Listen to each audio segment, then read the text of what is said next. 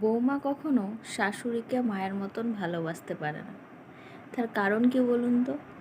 তার কারণ হলো, যখন শাশুড়ির শরীর খারাপ হয় তখন বৌমা যদি বাবার বাড়ি থাকে, তাহলে বাবার বাড়ির থেকে বৌমাকে ডেকে আনা হয় শ্বশুর বাড়িতে শাশুড়ির সেবা যত্ন করার জন্য, দেখাশোনা করার জন্য, খেয়াল রাখার জন্য।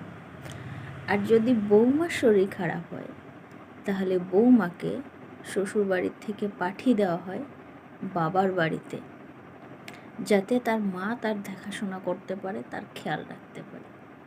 তাহলে শাশুড়ি মায়েরা, এবার আপনারাই ভেবে চিনতে বলুন তো, কী করে আপনার বৌমারা আপনাদেরকে তার মায়ের মতন ভালোবাসবে?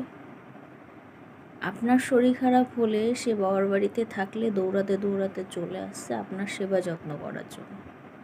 আর যখনই তার শরীর খারাপ হচ্ছে তখনই আপনি তাড়াহুড়ো করে পাঠিয়ে দিচ্ছেন তার বাবার বাড়িতে।